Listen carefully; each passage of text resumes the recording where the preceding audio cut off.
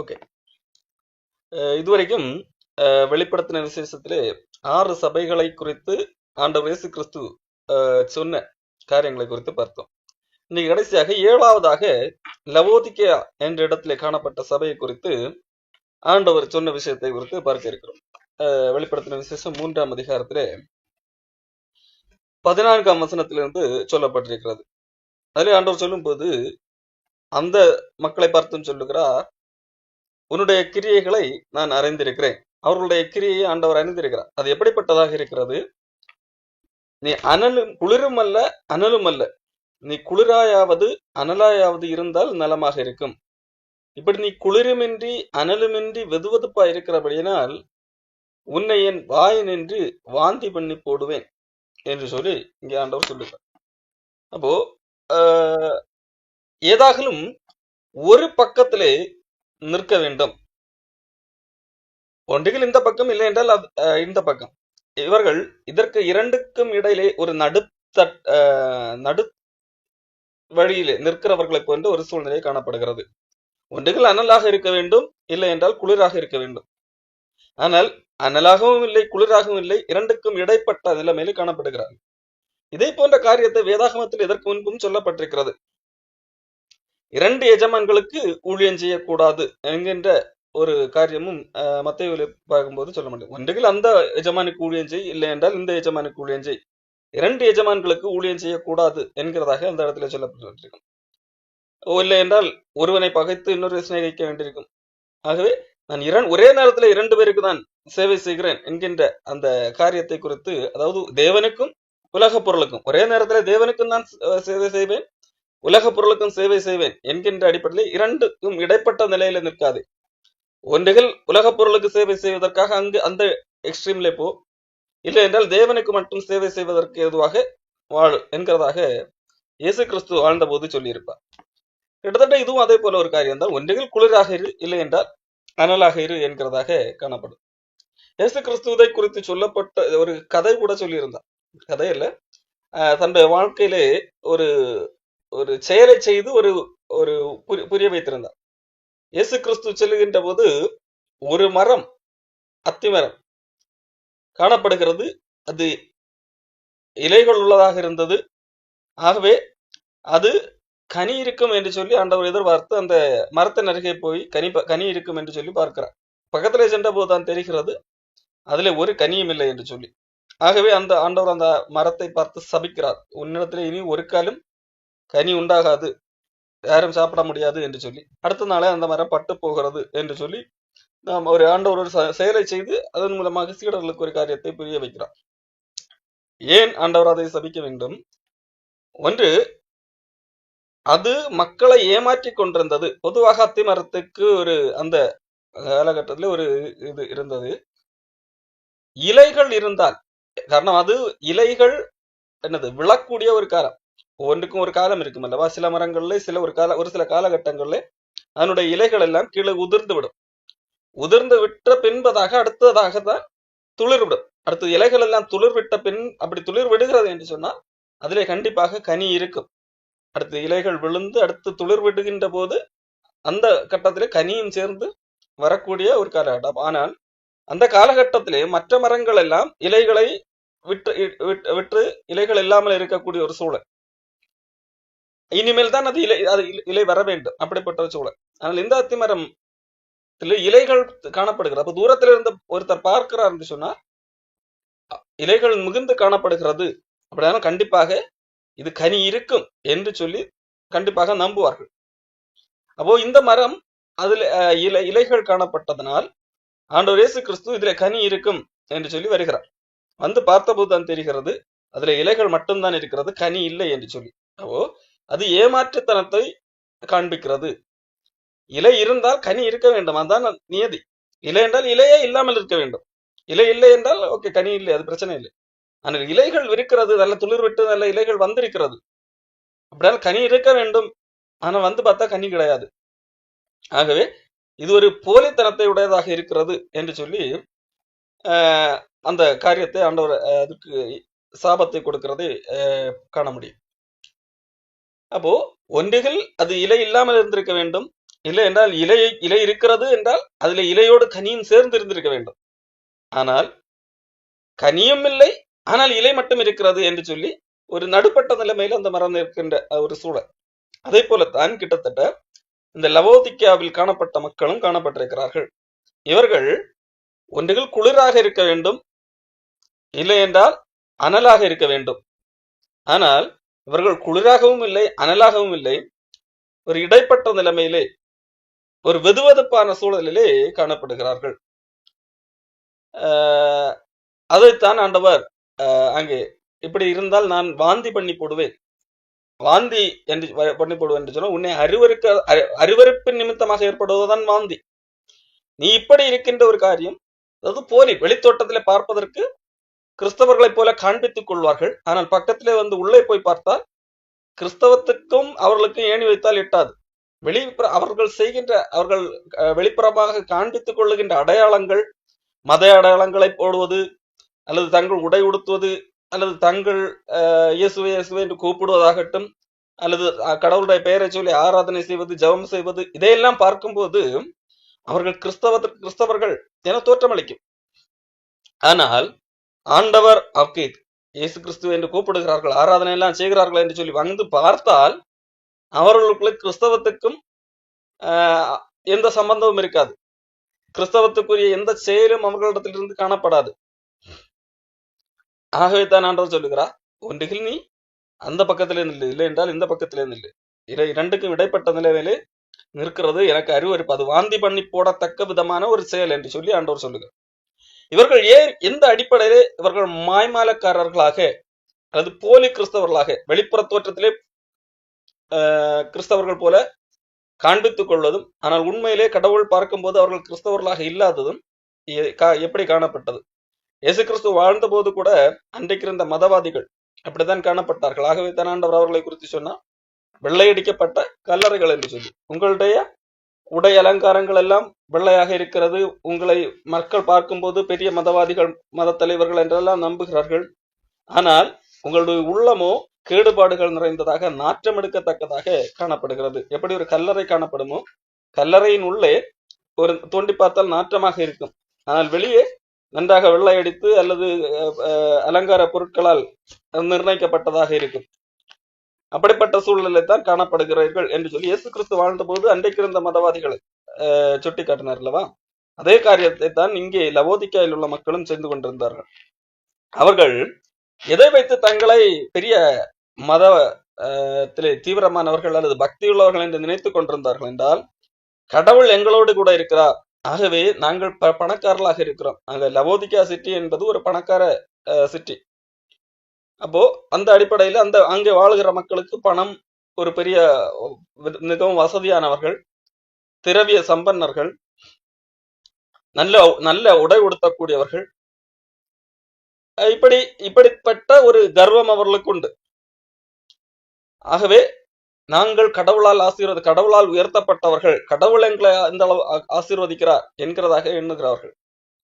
ஆனால் ஆண்டவர் அவர்களுடைய இந்த விதமான வெளிப்புறமான இந்த காரியங்களை வைத்து இதுதான் கடவுளுடைய ஆசீர்வாதம் என்று சொல்லி நிர்ணயிப்பவர் அல்ல. அவர்கள் சொல்லுகிறதை அவர்களை குறித்து கடவுள் சொல்வதும், அவர்கள் தாங்களை எப்படி எண்ணிக்கொண்டிருக்கிறார்கள் என்கிறதை குறித்து நாம் பார்ப்போம். வெளிப்படுத்துற விசேஷம் 17ஆம் வசனத்திலே, அதாவது 3ஆம் அதிகாரம் 17ஆம் வசனத்திலே ஆண்டவர் அவர்களை குறித்து சொல்லுகிறார், நீ நிர்பாக்கியம் உள்ளவன் என்று சொல்லி ஆண்டவர் சொல்லுகிறார். இரண்டாவது, பரிதபிக்கப்படத்தக்கவன். மூன்றாவது, தரித்திரன். அடுத்து குருடன். அடுத்து நிர்வாணி. இப்படிப்பட்ட காரியங்கள் தான் அவர்களுடைய உண்மையான நிலைமை. கடவுள் பார்க்கும்போது அவர்களுடைய நிலைமை, அவர்கள் நிர்பாக்கியம் உள்ளவர்களாக இருக்கிறார்கள், அவர்கள் பரிதாபத்துக்குரியவர்களாக இருக்கிறார்கள், தரித்திரர்களாக இருக்கிறார்கள், குருடர்களாக இருக்கிறார்கள், மட்டுமல்ல நிர்வாணியாகவும் இருக்கிறார்கள். ஆனால் அவர்கள் தங்களை குறித்து சொல்வது என்ன தெரியுமா?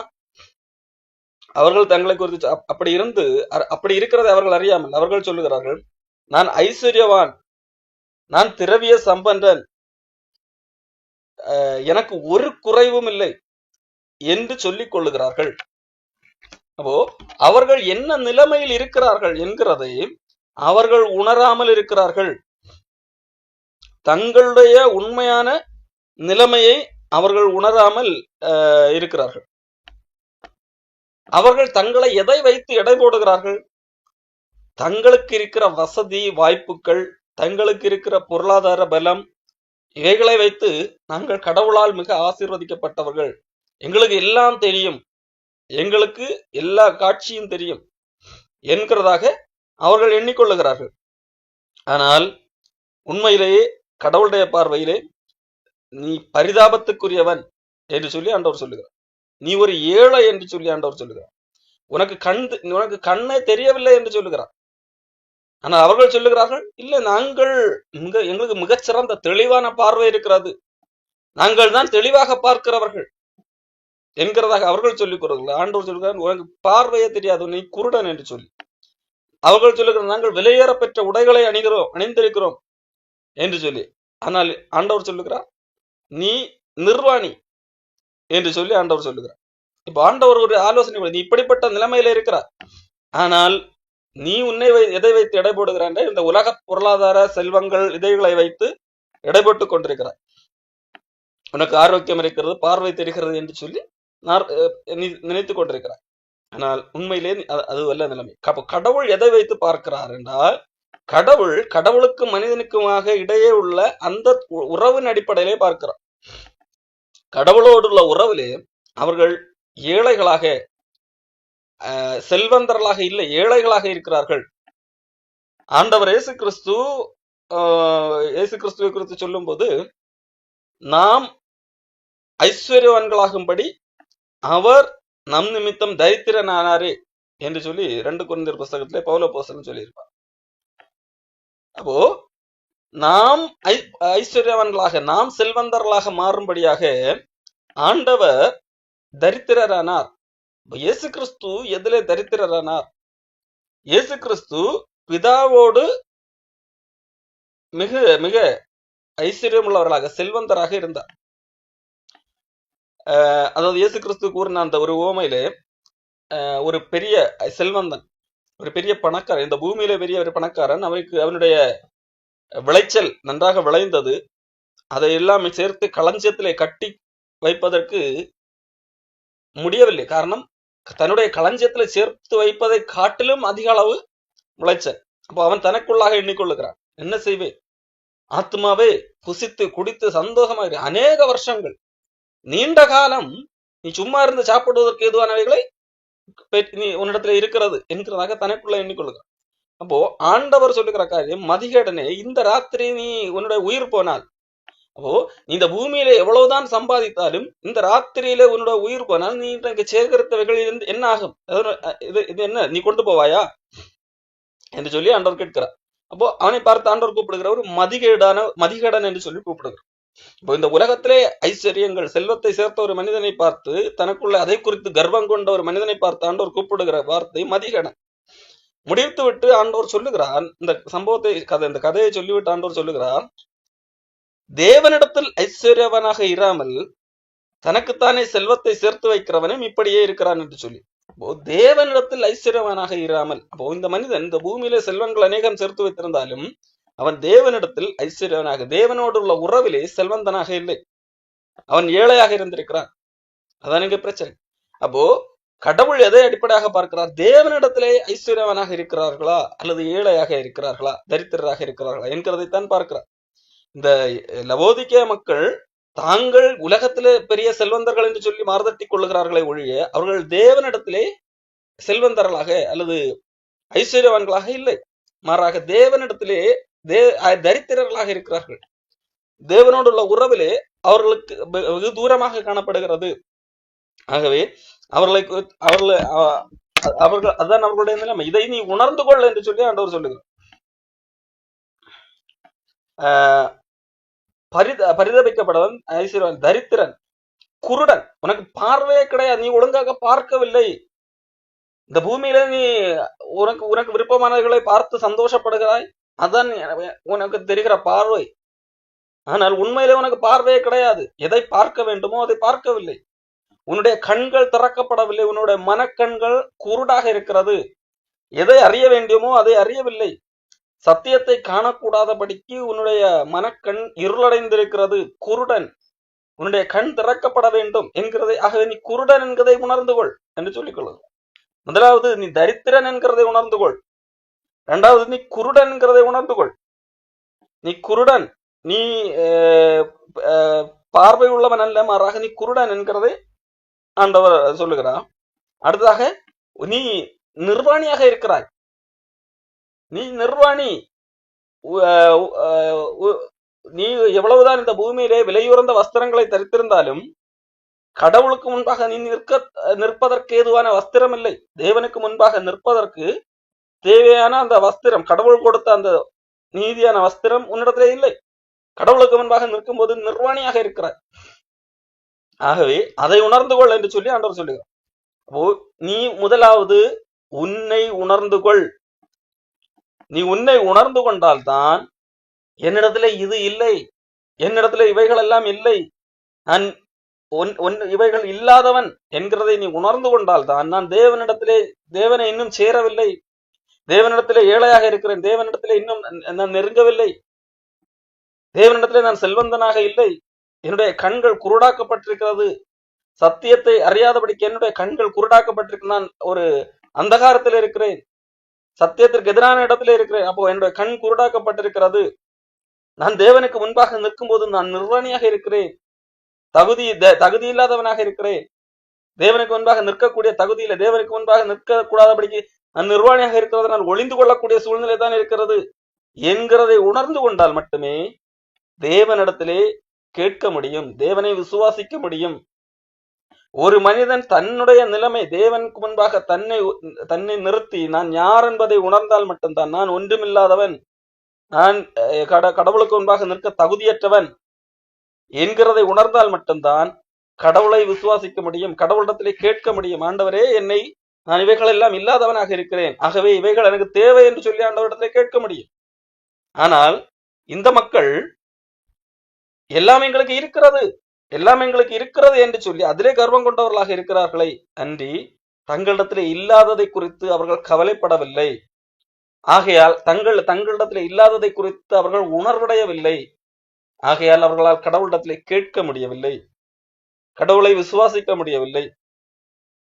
அப்போ முதலாவது கடவுளிடத்திலே ஒரு விஷயத்தை கேட்க வேண்டும் என்றால், அதாவது ஆண்டவர் எதை கேட்க வேண்டும் என்று சொல்லுகிறாரோ அதை கேட்க வேண்டும் என்றால் நாம் முதலாவது நம்மிடத்திலே உள்ள இல்லாமையை உணர்ந்து கொள்ள வேண்டும்.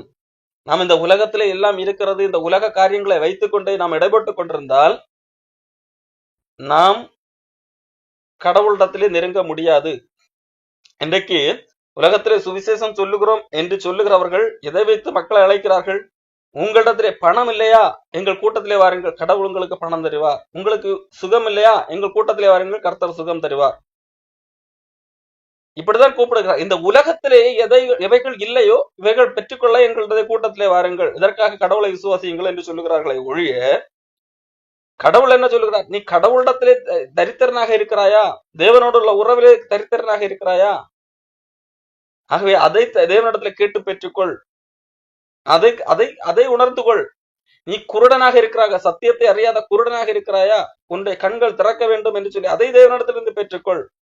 நீ கடவுளுக்கு முன்பாக நிற்கக்கூடிய தகுதி இல்லாதவனாக நிர்வாணியாக இருக்கிறாயா, அதற்கு தேவையான மாற்று கடவுளிடத்திலிருந்து வஸ்திரத்தை பெற்றுக்கொள் என்று சொல்லுவது இல்லை.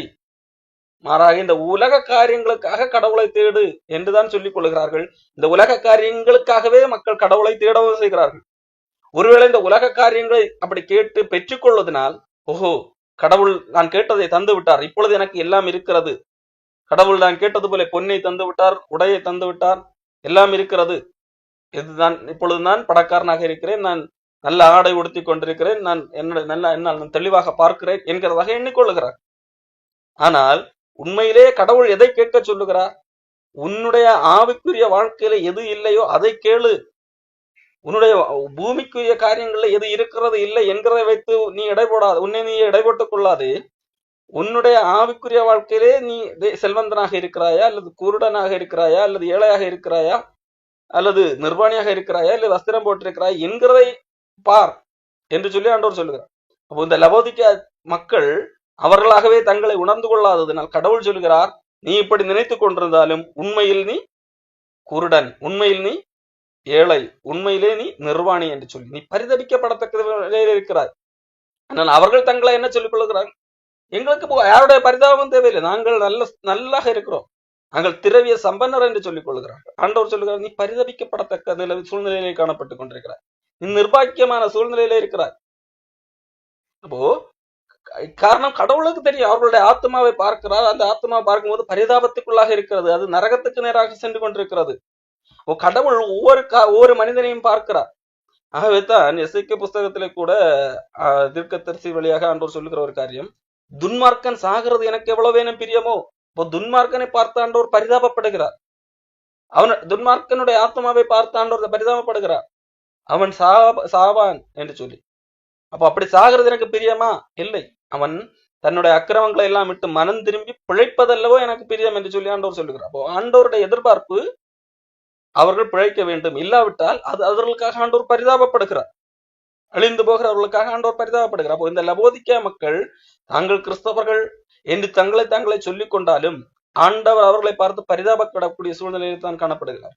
ஆண்டவர் அவர்களுக்கு ஒரு ஆலோசனை கொடுக்கிறார், நீ உன்னை உணர்ந்து கொள், இந்த உலக காரியங்களை வைத்து நீ உன்னை எடை போடாதே, நீ உண்மையிலே யார் என்பதை பார் என்று சொல்லி அவர்களுக்கு சுட்டி காட்டி, நீ கேளு, இதெல்லாம் உன்னிடத்திலே இல்லை, கடவுளிடத்திலே கேளு, கடவுளிடத்திலே கேளு, இது எனக்கு இல்லை ஆண்டவரே, இது எனக்கு தாரும் என்று சொல்லி ஆண்டவரிடத்திலே கேளு, என்னுடைய கண்களை திறக்கிறதற்கு எதுவாக கலிக்கம் போடு என்று சொல்லி கேளு என்று சொல்லி கடவுளிடத்திலே கேளு, வஸ்திரத்தை கேட்டு பெற்றுக்கொள், கடவுளுக்கு முன்பாக நீ நிர்வாணியாக இருக்கிறாய் என்கிறதை உணர்ந்து என்னுடைய நிர்வாணம் மூடத்தக்கதாக, என்னுடைய அருவருப்புகள் மூடத்தக்கதாக கடவுளிடத்திலே வஸ்திரத்தை கேட்டு பெற்றுக்கொள், நீ பணக்காரனாகும்படியாக அல்லது தேவனிடத்திலே செல்வந்தனாகும்படியாக பொன்னை கேட்டு பெற்றுக்கொள் என்று சொல்லி ஆண்டவர் இங்கே ஆலோசனை சொல்லுகிறார். நீ கடவுளிடத்திலிருந்து கேட்டு பெற்றுக்கொள், கடவுளிடத்திலே கேட்டு பெற்றுக்கொள். நீ ஏன் கடவுளிடத்திலே இதுவரை கேட்கவில்லை? காரணம், நீ என்ன நினைத்துக் கொண்டிருக்கிறாய்? இந்த உலக காரியங்களை வைத்து இது போதும், இதுதான் நான் சரியாகத்தான் இருக்கிறேன் என்று சொல்லி நீயாகவே நினைத்துக் கொண்டிருக்கிறாய். காரணம், உனக்கு சத்தியம் தெரியவில்லை, கண்கள் குருடாக்கப்பட்டிருக்கிறதாகவே கடவுள் அவர்களுடைய குறைவுகளை சொல்லி இதெல்லாம் உன்னிடத்திலே கிடையாது, நீ பூமியில எதெல்லாம் மேன்மை என்று நினைத்துக் கொண்டிருக்கிறாயோ அது கடவுளுக்கு முன்பாக ஒன்றுக்கும் உதவாது. ஆகவே உன்னுடைய ஆவிக்குரிய வாழ்க்கையிலே இவைகள் ஒன்றுமே இல்லாமல் இருக்கிறது, கடவுளிடத்திலே கேட்டு பெற்றுக்கொள் என்று சொல்லி ஆண்டவர் சொல்லுகிறார். சொல்லிவிட்டு சொல்லுகிறார், நான் உன்னை நேசிக்கிறபடியால், நான் நேசிக்கிறவர்களை தான் கடிந்து கொண்டு சிக்ஷிக்கிறேன். அப்போது நான் கடவுள் நேசிக்கிறபடியால் கடவுள் அவர்களை சிக்ஷிக்கிறார், கடிந்து கொண்டு சிக்ஷிக்கிறேன், நான் நேசிக்கிறவர்களோ அவர்களை கடிந்து கொண்டு சிக்ஷிக்கிறேன் என்று சொல்லுகிறார். ஆகையால் மனம் திரும்பு. அப்போ கடவுள் நேசிக்கிறவர்களை மனம் திரும்பும்படியாக வாய்ப்பு கொடுக்கிறார், ஆலோசனை சொல்லுகிறார், சிக்ஷிக்கவும் செய்கிறார். ஆனால் அதையும் மீறி அவர்கள் கேட்காவிட்டால் அவர்கள் தண்டனை பெறுவது, மரணம் அடைவது, அதாவது இரண்டாம் மரணமாகிய நரகத்துக்கு போவது உறுதியாக காணப்படுகிறது. இப்போ கடவுள் கடைசியாக இதோ வாசற்படியில் நின்று தட்டுகிறேன். இப்போ ஆண்டவர் ஆலோசனை சொல்லிவிட்டார், ஆலோசனை சொல்லிவிட்டு அந்த ஆலோசனையின் படி நீங்கள் கேட்டு பெற்றுக்கொள்ளுங்கள் என்று சொல்லிவிட்டார். இப்போ அடுத்த ஆண்டவர் சொல்லுகிற காரியம், நான் தட்டி கொண்டிருக்கிறேன், நீங்கள் கேட்கும்படியாக, என்னுடைய சத்தத்தை கேட்கும்படியாக உங்களிடத்தை தட்டி கொண்டிருக்கிறேன். லவோதிக்கா மக்களை பார்த்து சொல்லுகிறேன், நான் உங்களிடத்திலே கதவை தட்டி கொண்டிருக்கிறேன், நான் வாசல்லே தான் நிற்கிறேன், ஆனால் உங்களிடத்திலே வரவில்லை, உங்களுக்கு உள்ளாக வரவில்லை. பொதுவாக ஆண்டவர் தன்னுடைய பிள்ளைகளோடு கூட இருக்கிறவர், ஆனால் இவர்களுக்கு வெளியே இருக்கிறார். அப்படியானால் அவர்கள் உண்மையிலான கிறிஸ்தவர்கள் அல்ல. இப்போ ஆண்டவர் சொல்லுகிறார், நீங்கள் ஏதோ ஒன்றை நினைத்துக் கொண்டு இதுதான் கிறிஸ்தவம் என்று நினைத்துக் கொண்டிருக்கிறீர்கள், அது கிறிஸ்தவம் அல்ல. ஆகையால் நான் வெளியே தான் நிற்கிறேன், ஆனால் உங்கள் பக்தியிலே வருவதற்காக நான் உங்களை உண்மையான கிறிஸ்தவர்களாக மாற்றுவதற்காக என்னிடத்துல இதெல்லாம் உங்களை உணர்ந்து கேளுங்கள் என்று சொல்லி ஆலோசனை சொல்லிவிட்டார். இன்னும் ஆண்டவர் தட்டி கொண்டிருக்கிறேன், நான் இப்பொழுதும் வெளியே தான் நிற்கிறேன், நீங்கள் என்னுடைய சத்தத்தை கேட்டு என்னுடைய ஆலோசனைகளை கேட்டு செவிதாய்த்தால், உங்கள் கதவை திறந்தால் மட்டும்தான் என்னால் உள்ளே வர முடியும். நானாக வலுக்கட்டாயமாக எல்லாம் உங்களை என்னது உங்களிடத்துல வந்து உட்கார முடியாது. என்னுடைய வார்த்தைக்கு செவிசாய்த்து என்னுடைய சத்தத்தை கேட்டு கதவை திறந்தால் நான் உள்ளே வந்து அவனோடு கூட பிரவேசித்து அவனோடு கூட போச்சனம் பண்ணுவேன் என்று சொல்லி ஆண்டவர் சொல்றார்.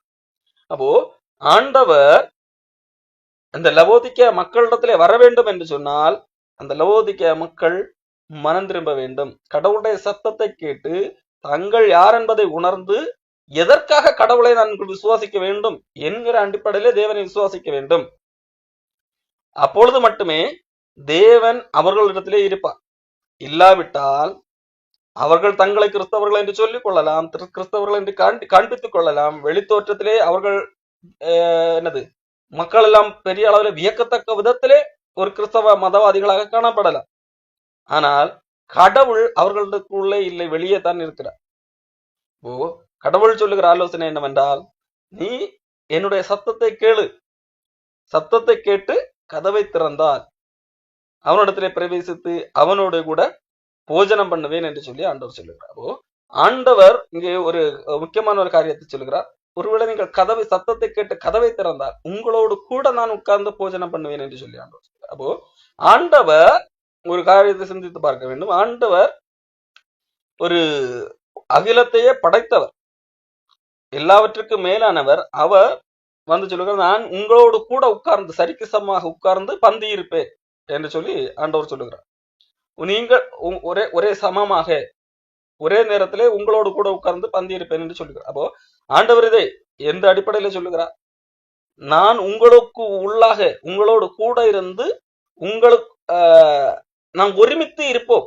ஒரு பந்தி இருக்கிறது என்பது ஒரு மிக மிக என்னது நெருங்கிய கூட பந்தி இருக்கிறது என்பது மிக மிக நெருங்கிய ஒரு மரியாதை கொடுப்பதன் அன்புள்ளதன் ஒரு அடையாளம். அப்போ நான் உங்களோடு கூட அமர்ந்து சரிக்கு சமமாக அமர்ந்து உங்களோடு கூட பந்தி இருப்பேன். அதாவது உங்களை நான் ஏற்றுக்கொள்வேன், உங்களுக்குள்ளாக உங்களோடு கூட இருப்பேன் என்கிறதாக ஆண்டவர் சொல்லுகிறார். அப்போ ஆனால் இதற்கு நீங்கள் கடவுளுடைய சத்தத்தை கேட்டு, கடவுள் தட்டி கொண்டிருக்கிற அந்த சத்தத்தை கேட்டு கதவை திறக்க வேண்டும், அதாவது செவி கொடுக்க வேண்டும், அந்த சத்தத்திற்கு செவி கொடுக்க வேண்டும். கடவுளுடைய சத்தத்திற்கு செவி கொடுத்தால் மட்டும்தான், உங்களுடைய இருதயம் திறக்கப்பட்டால் மட்டும்தான் நீங்க, அதாவது எந்த நோக்கத்திற்காக நான் தேவனை விசுவாசிக்க வேண்டும் என்பதை உணர்ந்து என்னிடத்துல இது எல்லாம் இல்லை, கடவுள் எதிர்பார்க்கிற இந்த காரியங்கள் எதுவுமே கிடையாது என்கிறத, இதெல்லாம் தான் எனக்கு முக்கியம் என்கிறதற்காக கடவுளை விசுவாசிப்பீர்கள் என்று சொன்னார், அதை கடவுளிடத்திலே கேட்பீர்கள் என்று சொன்னால் ஆண்டவர் வருவார். அப்போ ஆண்டவர் வந்து பந்தியும் இருப்பார். அப்போ நாம் புரிந்து கொள்ள வேண்டியது, நாம் கடவுளிடத்திலே எதை கேட்க வேண்டும் என்று சொல்லி ஆண்டவர் இங்கே சொல்லி தருகிறார். இந்த உலக மக்கள் எதையோ கடவுளிடத்திலே கேட்டு பெற்றுக்கொண்டு அல்லது பெற்றுக்கொள்ளாமல் இதுதான் கிறிஸ்தவம் என்று சொல்லி நினைத்துக் கொண்டிருக்கிறார்கள். ஆனால் கடவுள் எதை கேட்க வேண்டும் என்று சொல்லுகிறார். எல்லாம் இந்த பூமியிலே எது ஆசீர்வாதம் என்று சொல்லி இன்றைக்கு சொல்லுகிறார்களோ அது எல்லாம் நிறைவாக பெற்றிருந்த இந்த லவோதிக்கேயா மக்கள், அவர்களை பார்த்து சொல்லுகிறார், நீ உன்னிடத்துல ஒன்றுமே கிடையாது என்று சொல்லி.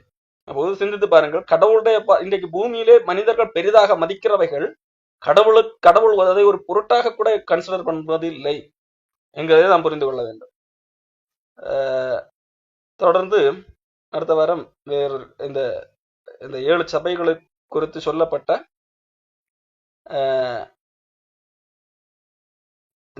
ஜெயம் கொள்ளுகிறவர்களுக்கு கொடுக்கப்பட்ட வாக்குறுதிகள் என்னென்ன என்று சொல்லி பார்ப்போம். எப்படி ஜெயம் கொள்ளுவது என்கிறதை குறித்தும் பார்க்கலாம்.